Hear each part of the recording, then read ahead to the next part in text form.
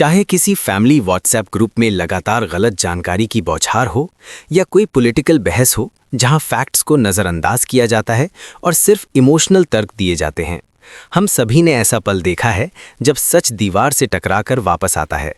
हम फैक्ट्स और सबूत पेश करते हैं, फिर भी दूसरा व्यक्ति अपनी बातों पर अड़ा रहता है। ये कोई नई समस्या नहीं है।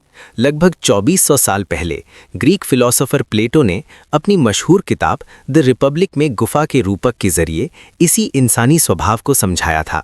ये कहानी आज भी उतनी ही सच है और हमारे डिजिटल ज़माने की कुछ चौंकाने वाली सच्चाइयों को सामने लाती है। इंस्पायर जी चैनल में आपका स्वागत है। तो चलो चलते हैं उस गुफा में। प्लेटो ने 2400 साल पहले इसी स्थिति को गुफा कहा था। उनकी कहानी में कुछ कैदियों को जन्म से ही एक अंधेरी गुफा में जंजीरों से बांध दिया गया है। वे सिर्फ दूसरी दीवार देख सकते हैं जहां उनके पर्चों में उनके पीछे जलती आग से रोशनी होती है। ये परछाइयां ही उनकी असलियत हैं। आज हमारा सोशल मीडिया फीड ही गुफा है और इसके एल्गोरिदम वो आग हैं जो हमारे लिए परछाइयां बनाती हैं। और ये कोई इत्तेफाक नहीं है। कुछ एनालिस्ट मानते हैं कि कॉर्पोरेट दुनिया को सामाजिक बंटवारे से फायदा होता है क्योंकि टूटे हुए परिवार ज़्यादा कंजम्पशन करते हैं। 2. सच का सामना करना दर्दनाक और परेशान करने वाला हो सकता है। प्लेटो की कहानी में जब एक कैदी की जंजीरें टूट जाती हैं और वो गुफा से बाहर निकलता है तो उसे तुरंत खुशी महसूस नहीं होती। सूरज की तेज़ रोशनी उसकी आंखों को अंधा कर देती है, जिससे उसे दर्द और कन्फ्यूजन होता है। उसे असली दुनिया को समझने में समय लगता है। इसी तरह जब हमारी गहरी मान्यताएं टूटती हैं तो हमें मानसिक दर्द और बेचैनी महसूस होती है। हमारे ईगो और लॉजिक के बीच टकराव होता है।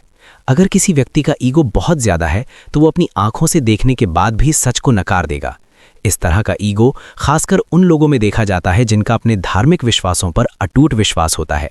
इस साइकोलॉजिकल स्थिति को दिखाने वाला एक दिल को छू लेने वाला कोट कहता है, जब कोई पुराना मिथक टूट जाता है तो आदमी कंफ्यूज हो जाता है।